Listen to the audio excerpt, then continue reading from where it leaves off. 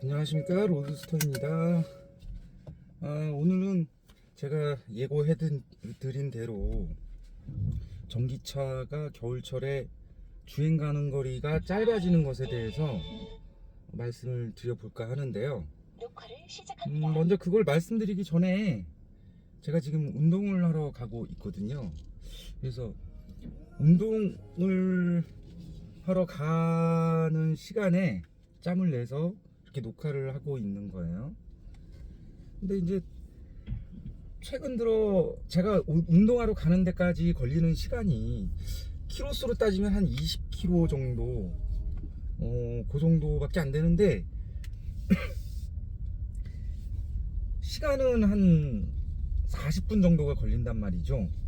그러니까 가는 도중에라도 그래도 콘텐츠를 하나 찍어보면 어떨까, 그래서 이렇게 지금 제작을 하고 있는 거고요. 제가 이제 낮에 잠깐 이제 인트로 동영상을 찍었잖아요.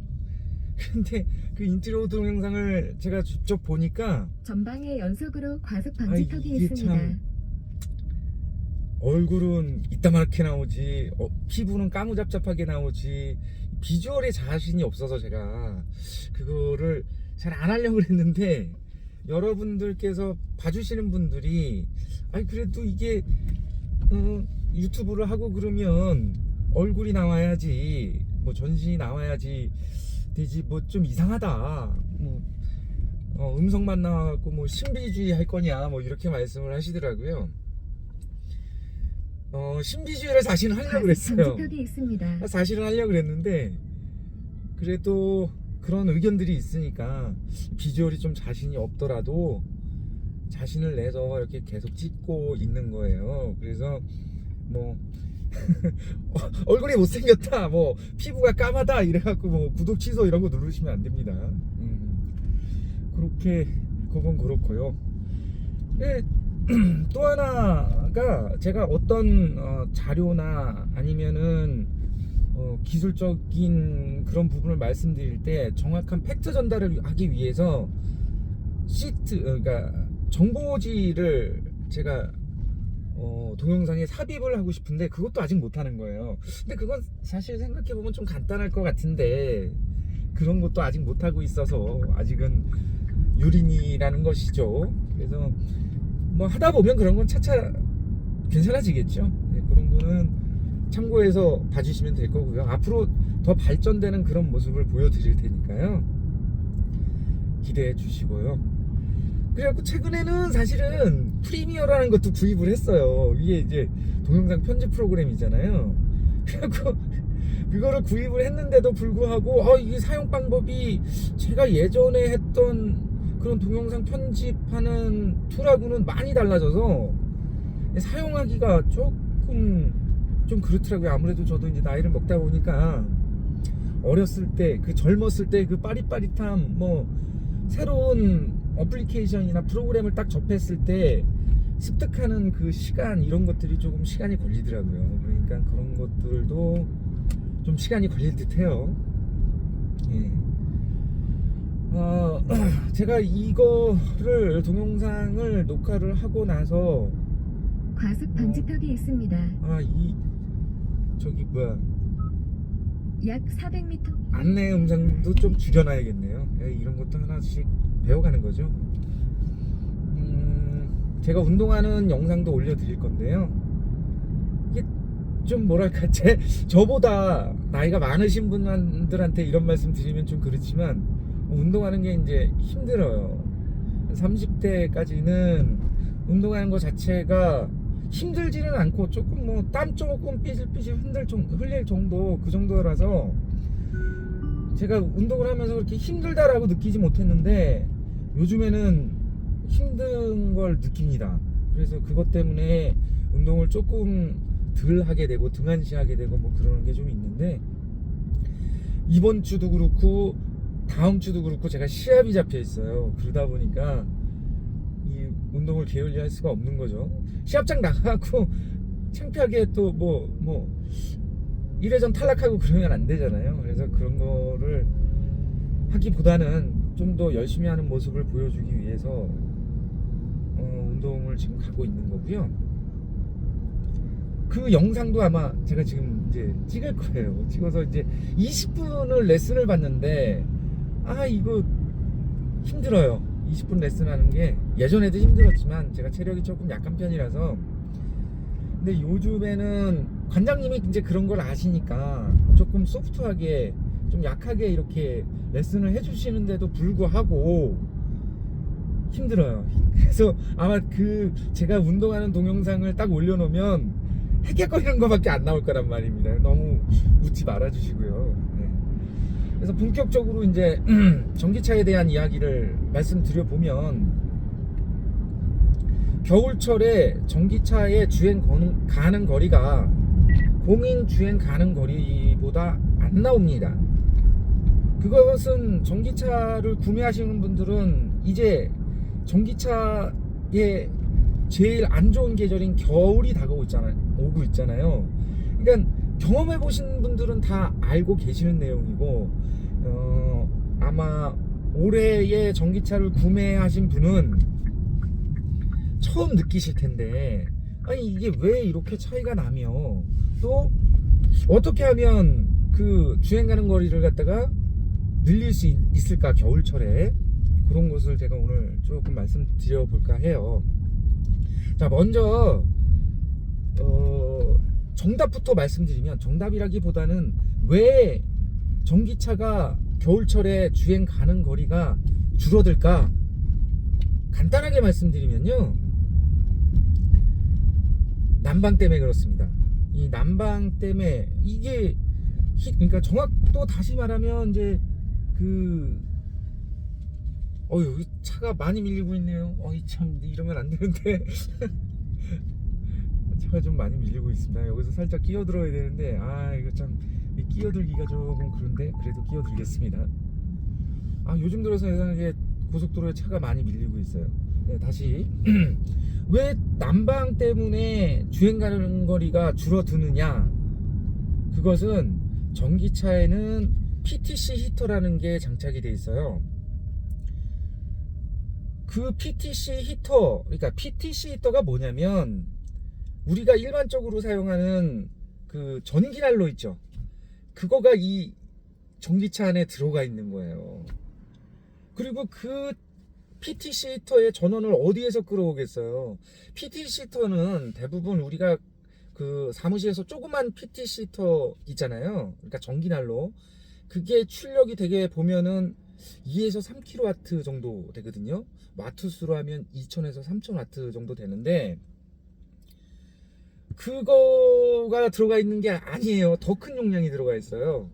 제가 그 현대차 정비 매뉴얼을 확인해 본 결과, 코나 2부에는 약 6.3kW인가 7kW 정도의 그 연량을 낼 수 있는 그런 PTC 히터가 들어가 있거든요.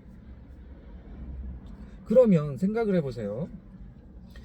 전기차에 들어가 있는 배터리가 제 차량 같은 경우에 74.2kW의 와트시의 배터리가 들어가 있어요.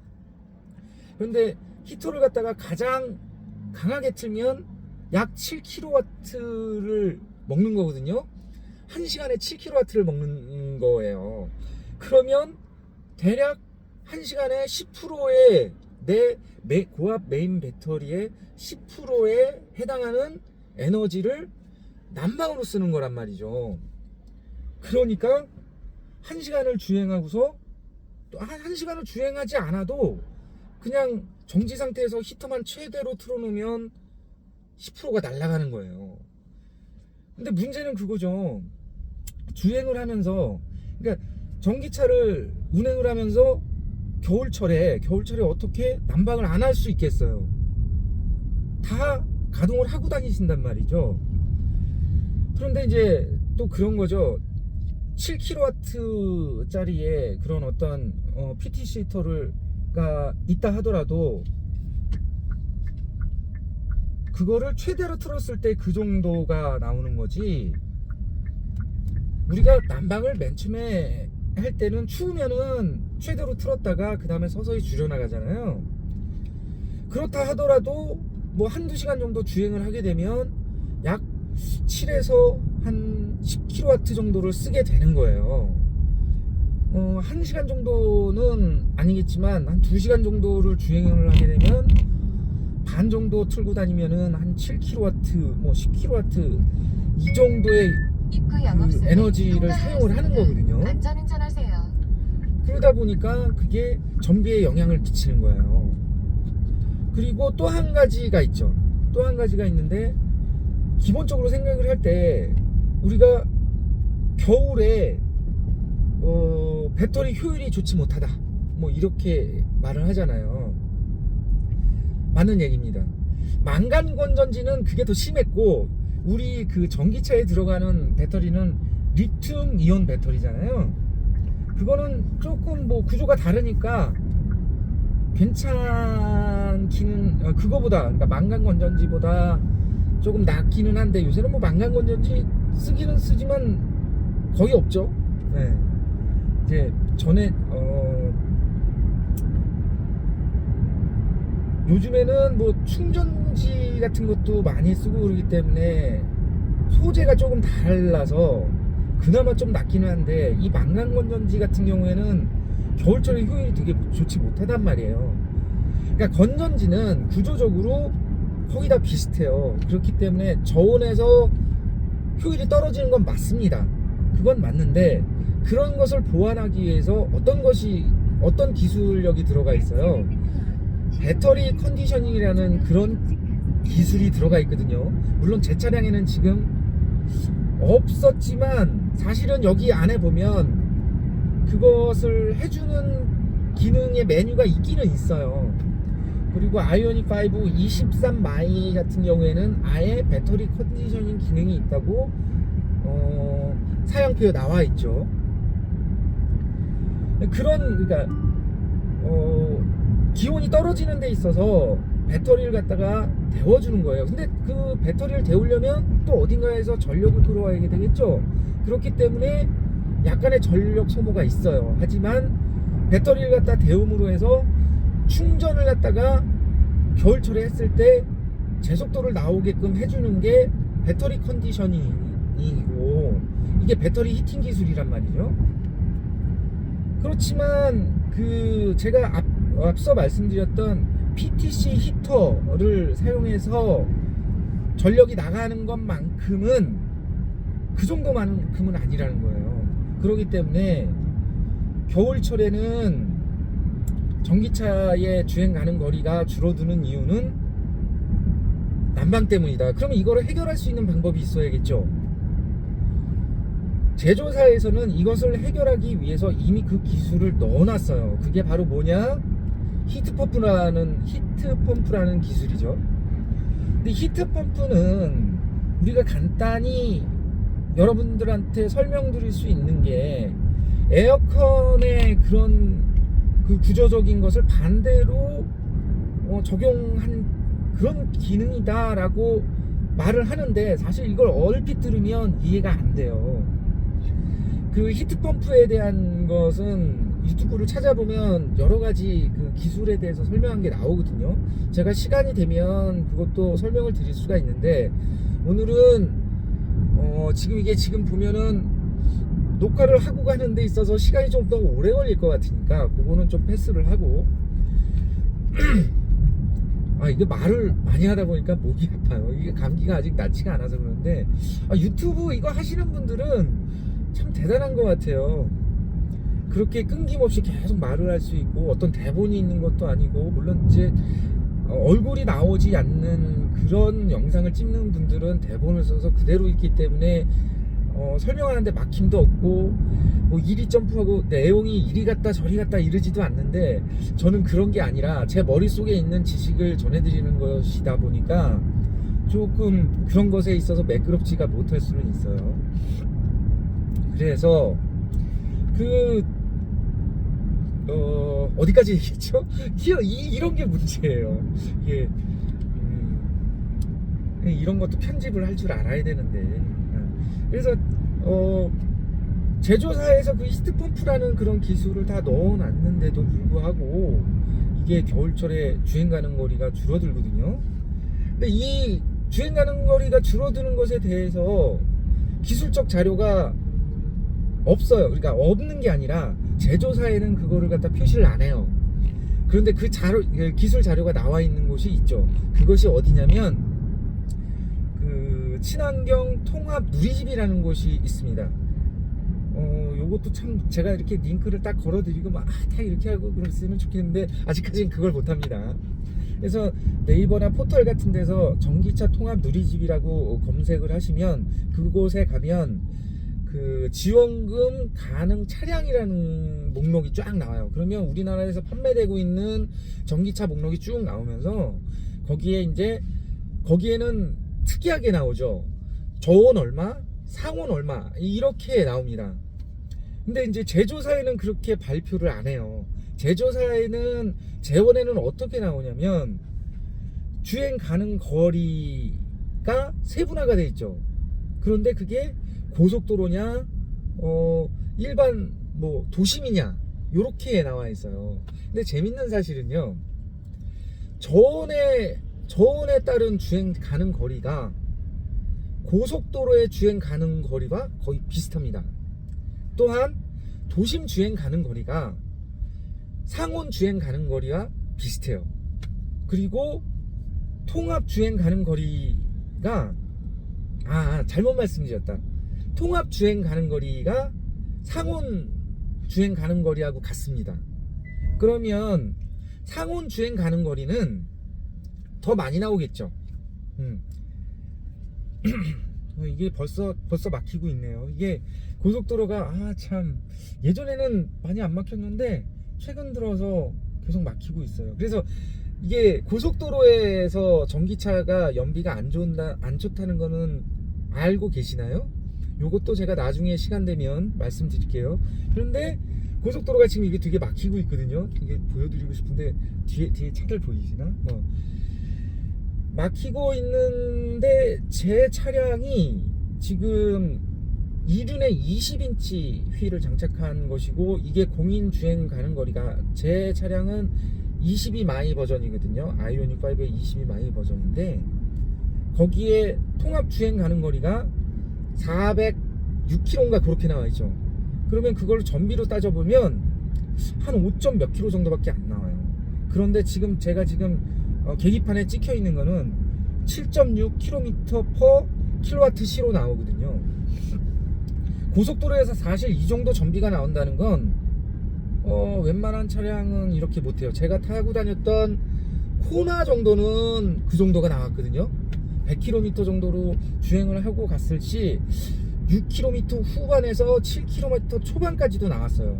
그런데 지금 제 차량인 경우에 아이오닉 5 22 마이인 경우에 한 5km 중반에서 6km 사이 정도, 그 정도 나옵니다. 연비 운전을 했을 때는 6km 초반 정도 나오거든요. 그러니까 코나 EV와 비교하면 이 차량이 더 안 나오는 건데 주행 가는 거리는 비슷한 거죠. 그 주행 가는 거리가 비슷한 이유는 얘는 74.2kWh의 배터리가 장착되어 있는 거고 코나 EV 같은 경우에는 64kWh 배터리가 장착되어 있는 것이기 때문에 그것에 따른 차이지 전비로만 따지면 아이오닉 5가 더 좋지가 못하다. 물론 중량에 따른 차이도 있습니다. 코나 EV가 약 1800kg 좀 넘었었거든요. 그런데 이제 아이오닉 5인 경우 제 차량 같은 경우에 1980kg, 1950kg 뭐 요 정도 나니까 약 100몇십 kg 정도가 차이가 나기 때문에 그런 것에서 오는 차이도 있는 것이죠.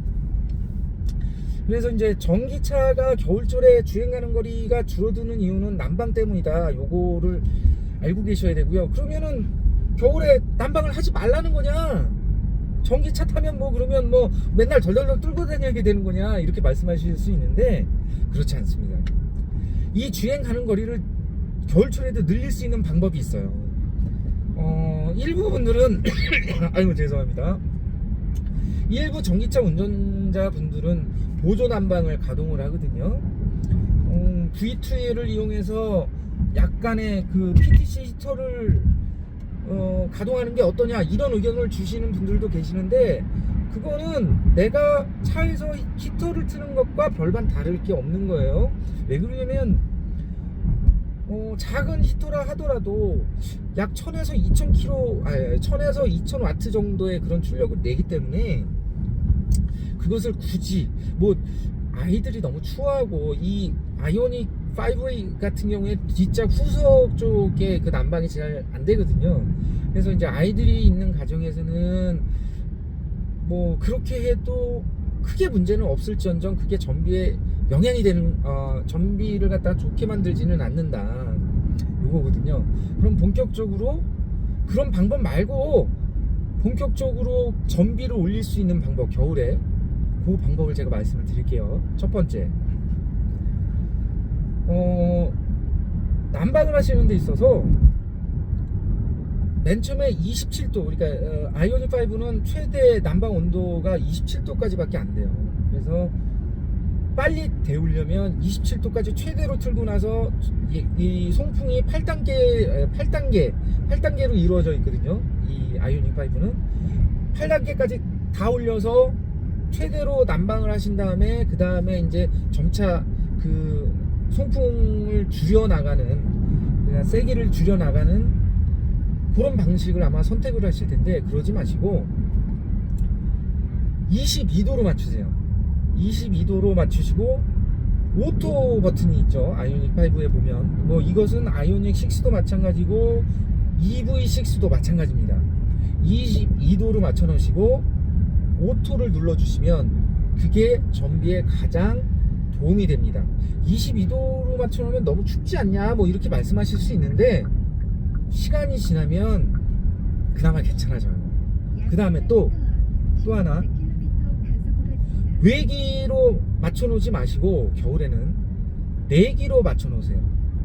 이게 외기로 들어오게 되면 내기로 전환하고 이러는 데 있어서 온도가 올라가고, 그러니까 내부 온도가 올라가고 내려가고 이러잖아요. 근데 내기로만 맞춰 놓으시면 그 온도가 잘 떨어지지 않습니다. 내부 온도가 떨어지면 또 난방을 하려고 강하게 틀어야 되고 뭐 이러기 때문에 이런 방법을 해주시면 전비에 도움이 될 수가 있어요. 또 하나는 타이어 공기압을 조절하는 방법도 있는데, 이거는 겨울철이 아니더라도 여름철에도 통용이 되는 그런 방법이죠. 타이어 공기압을 낮게 해놓으면 접지가 많이 되기 때문에 전비에 좋지가 못합니다. 그리고 어차피 겨울이 되면 타이어 공기압을 어차피 올리셔야 돼요. 아이오닉 5의 적정 타이어 공기압이 PSI로 따지면 한 30 초반 정도 되는 걸로 알고 있는데, 그거를 한 30 중반 정도나 후반 정도로 맞춰 놓으시면 승차감은 좀 안 좋아질 수는 있지만 연비에는 도움이 된다. 요런 방법이 있고요. 또 하나 방법이 있는데 몇 가지 방법이 더 있었어요. 그런데 요거는 제가 생각해낸 방법이 아니라, 여러분들이 매뉴얼을, 그러니까 운전자 매뉴얼을 갖다 정독을 하시잖아요. 그러면 거기에 좋은 내용들이 굉장히 많습니다. 거기에 나와 있는 내용이에요.